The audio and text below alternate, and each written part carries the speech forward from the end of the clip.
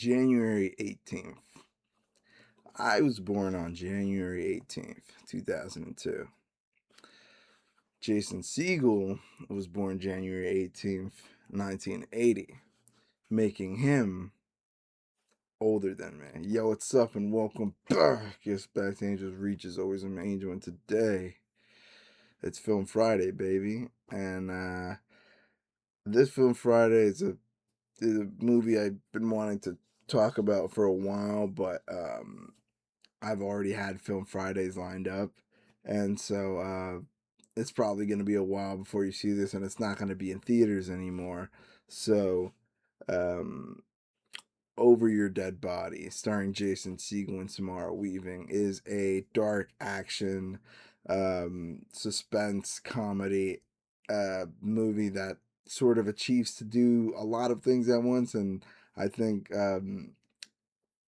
succeed massively.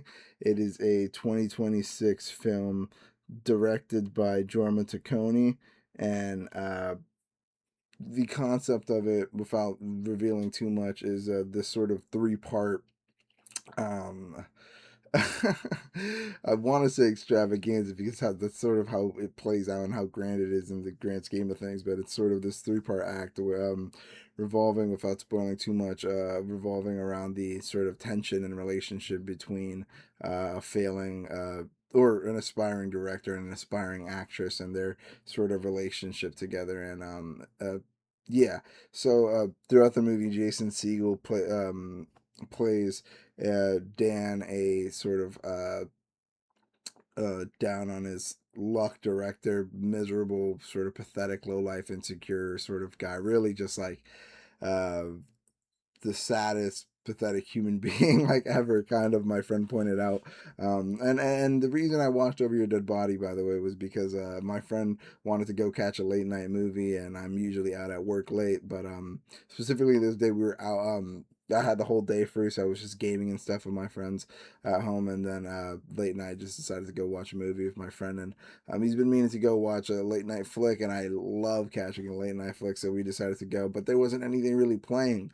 The only thing that was playing was like Over Your Dead Body, and those were like pretty late night showings, and um, yeah, so we decided to go. I know Jason Segel has the same birthday as me, and I've seen him in like a couple roles from like How I Met Your Mother, and I saw that I think he was in like an Apple TV series with Harrison Ford for a while, some like therapy thing.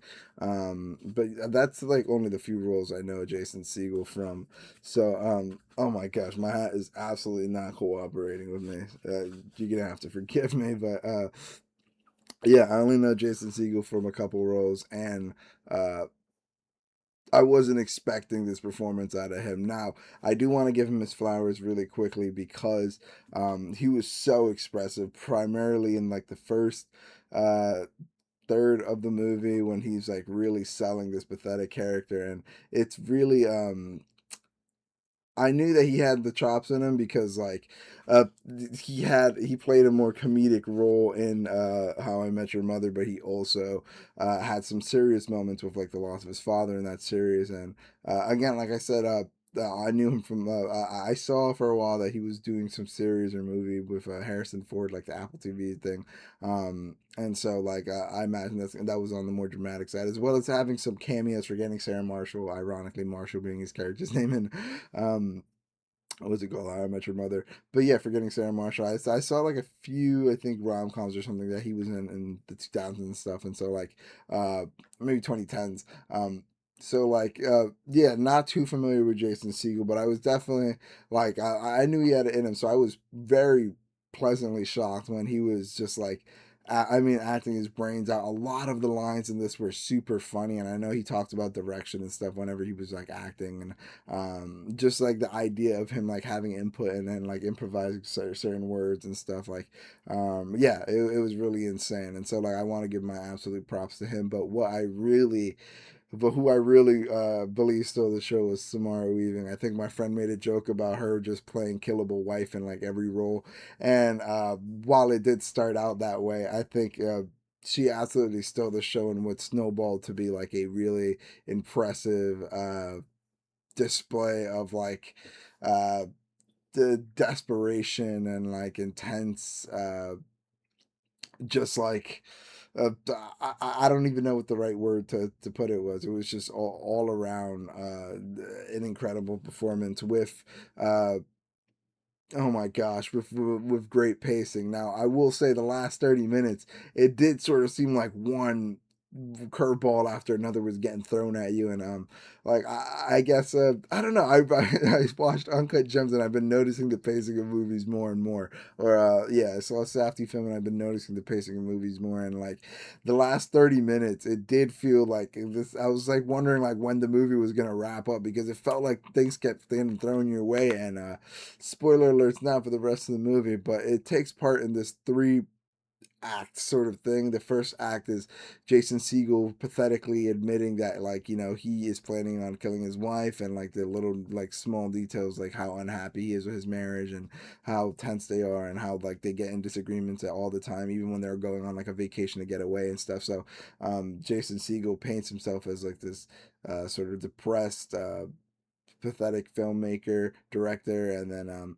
you sort of get a little bit of the of his life with his partner Lisa, played by Samara Weaving, and then you get this sort of twist when he tries to kill her out in the vacation lodge that they're in, and you find out that vacation. I don't think it's a vacation. It's just a vacation home. It's like out in the woods. But you find out that she was also planning on killing him after after like he uh tries and fails to like uh do like that the chloroform to pass her out and stuff. He actually goes quite into detail about how he was gonna do it very professionally and she wasn't gonna feel any pain and stuff like that. And that's where some of the dark comedy aspect in this movie lie. Is the whole plot is the twist of a husband wanted to kill her wife, and then she ended up wanted to kill him as well. The major plot point, which happens in the second act of this movie, is something that doesn't even relate to that. In this world, I think there's a prison guard who broke out of jail with two prisoners, and they're out on the loose. And in about halfway through the movie, um, no, I would say about I was gonna say 2/4 through the movie, but that's halfway as well.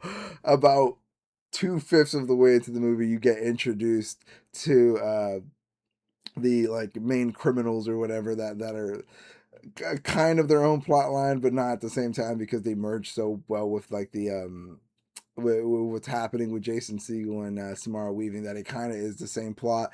So the context of the prisoners and the prison guard escaping, you sort of get told that like through background information and context info and stuff like that, but nothing too directly relating to the story until uh, in a scuffle between a mutual friend of both Samara and Jason Segel, they accidentally kill him, and they also shoot in the ceiling, which reveals that the prisoners and prison guard that escaped the prison were actually hiding in their home. And it's a good little attention to detail is when the guards, because one of my favorite things in this movie is it has like this the time skips. It has like those like uh, Tarantino Kill Bill like 3 days earlier or 1 week later, sort of like that, like the SpongeBob 1 hour earlier narration sort of cuts, and they work really well comedically as well as setting the pace and setting up information and giving you context clues for what happens throughout the movie, because like some of my favorite moments in the movie were just like small jokes that were inputted, like Jason Segel's character has a father who who's very old and is like very much so losing it, and he gets a call from his other elderly neighbor from his vacation house that Jason's in, and he complains about he complains and asks if he's home because he sees some strange things happening, and it cuts when he's describing his day because he's an old man. It's like old man dialogue, like going on a tangent about like, well, granted, I do the same thing, so it might not be old man dialogue, but elderly dialogue, seemingly where it's old people focusing on stuff that doesn't matter, not getting to the point, and it's very funny. I think I remember turning to my friend at that point and being like, "That's really funny. I like that they included it," and um, yeah, they set up a lot of context. They set up a lot of jokes. They set up a lot of information that way. But it's not something you have to be super paying attention to catch everything. It really is just like a fun ride. I did mention earlier the pacing of it. One thing after another, sort of getting thrown at you, and it really kept you on my. It really kept you on. Oh my god, what is going on? It keeps you on your toes. It's a really like action packed movie that like it's comedic in its own right, that isn't like too corny. It doesn't take itself too seriously, basically, is what I'm saying. Is like it felt very campy at times.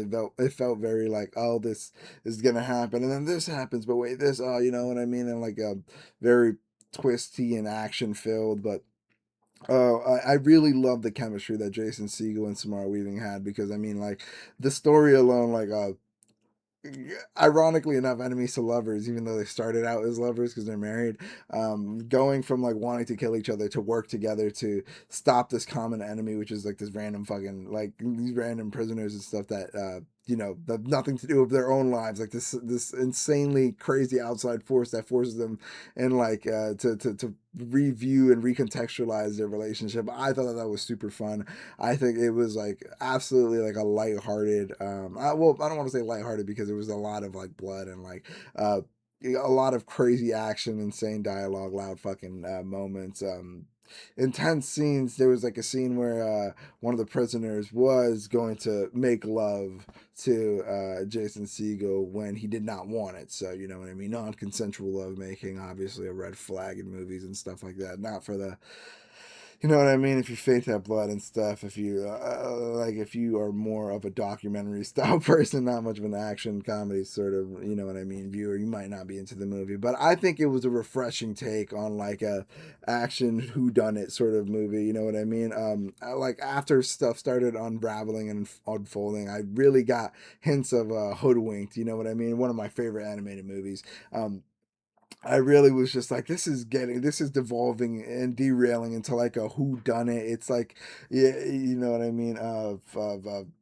It's, oh my gosh, jack of all trades, master of none. Because I was pretty worried at the beginning. Again, I did not know Jason Segel from too many serious roles, and when he started portraying like an anxious, jittery, low life character, I was like, this doesn't make sense to like who he's played in the past at all. And it didn't have to. He completely smashed a different role that I wasn't expecting from him, and I don't like have too much experience with Jason Segel, so let me not talk as if like this is out of nowhere, because for all I know, he could have been proving his chops constantly with all his film roles. But yeah, Samara Weaving, I think just from her facial expressions to to the really funny line delivery she had, to like the just the complexity and layers that her characters had like in relation to Jason's character Dan, and like um yeah really really this movie was quite a breath of fresh air, considering like uh most well, let me compare it really quickly to, I mean, another relationship movie I saw, The Drama, which um that was more so the tension and like the uh yeah, that was just mostly the tension of the relationship changing after something being learned. This more so focused on like the actual physicality of a relationship, like dwindling. You know what I mean? Like where the drama focused on Robert Pattinson slowly questioning himself and shutting the rest of the world off. Over Your Dead Body literally shut the rest of the world off and put these two characters in a room together and forced them to sort of work through their problems. And it was a ridiculous way to do it. Yeah, sure, not ever like marriage problem is gonna get solved by, you know, a prisoner breaking out and like, you know, taking refuge in your home and you having to survive the night. But I mean, that being the second part of the movie and playing into the third part where they actually sort of take out the last leader of the prisoners, and like it becomes this whole like cathartic finish with like Jason Segel's dad coming in, and you get this like again funny Bill Kill-esque backstory of like the dad. You get some context of the dad like preparing like a few hours earlier to show up in the movie later. Again, very like hoodwinked, who done it, like let's throw a curveball twist at the end of the movie sort of thing, and not necessarily twist as in like subvert your expectations, but it would just was not. I guess it subverted your expectations because you weren't expecting. I don't know. You didn't have expectations for the dad to show up later in the movie, but he did, and it was sick, and it was funny, and it was unserious. I think I've been watching a lot of movies and been getting a lot of messages from them, and I think you can also get a message from Over Your Dead Body too. I mean, like I mean, don't kill your partner first of all, I imagine, but also dealing with your relationship and like the problems that come with it. Man, I'm not gonna talk about the fucking lesson of this movie. It starred Jason Segel losing a bunch of fucking fingers, Samara Weaving shooting at the roof. You know what I mean? Uh. There was a lot of funny lines in this movie. One of my favorite lines that I'm just thinking of now was earlier in the movie when Jason Segel tells his friend Michael or something like that. Dan, no, his name's Dan. He told his friend Mike who was planning to help him kill his wife. Uh, he he's negotiating with him because his wife Samara is now like trying to convince his friend to help her instead because he's not going to give him the full insurance money, and it's like this really funny like tense situation where they're both trying to negotiate Jason's friend to get on their side. Jason's like, I'll give you 250,000. Samara's like, I'll give you 500,000. Jason Segel's like 750,000, and Samara goes to 1 million. She's like, I'll give you the whole million of it, and then it cuts to Jason, and it's like, well, now you know she's lying. There's no way she's gonna do that, and it grounded the movie. I think this movie succeeds a lot in its humanity. Like one of the scenes I brought up to my friend that I thought was really funny was when they were fighting when Samara was fighting one of the prisoners on the floor, and she had just broken like some glass, and the first thing she did was just like push and uh push someone's body onto the glass and like scrape them forward, scrape them through it. And I was like, that's such a like a normal, like what's the first thing I could do to do like the most damage, it was such a normal intuitive response to like you know what I mean, to try to hurt somebody. Like it just made so much sense to me, and I was like, that is such a small detail that like these are like real people. These aren't professional killers or anything like that. You get sort of told at the beginning. Jason Segel is actually like reprimanding, and not reprimanding, I don't know if that's the right word. I just said that because it sort of sounds cool, but Jason Segel is sort of like getting mad and lecturing at Samara because like she has like this half-ass plan to just sort of make up a alibi the same way Jason Segel sort of did, and then just kill him and uh, not think too much through of the plan after that. And it's really funny because the Jason talks about like how he thoroughly planned it out and how that toxin thing that happens in your brain where you get sort of excited and you wouldn't feel necessarily getting shot in the back of the head the way he describes. And yeah, like the dialogue in this movie and him bragging about like knowing how he was gonna do it, and like him complaining and bringing up that like his wife is a cheater and stuff, him not even knowing that his wife's favorite food was something else, and him getting insecure and jealous about the partner even though he had every right to, I guess, because they banged. And yeah, I mean there's like the layers to their relationship is probably what makes it so great, like the chemistry that they have, but also the context of what they give you and like everything they say about their relationship. You can sort of see how they react to everything, even with like the mutual friend that they end up killing. You could see how like even they were treating him like they were divorced parents and he was like the kid, and they like he had to choose between like mom and dad. It was really funny, the dynamic between them. I can't recommend Over Your Dead Body enough. Jorma Taccone, yeah, Jorma Taccone. Really fun action, suspenseful, dark comedy. I think like the where the drama focused more on the tension and like the s- I think like sound was a huge thing in the drama, like the actual like the silence, the tension, what the characters didn't say and what then didn't do is what really uh drove the movie forward. And this, I think it was the also like the way that the characters interacted, obviously, but it was more so how the characters reacted to the things around them, like the prisoners and like the obviously them realizing they like are trying to kill each other and that and like them acting accordingly to that as well. But I mean just uh just everything that seemingly happens to Jason and Samara in this movie, and it's mostly that the prisoners and like them surviving through that. But I mean, you get a sense of urgency and uneasiness, and like you're very much so relieved at the end when uh, conflicts are resolved as they are.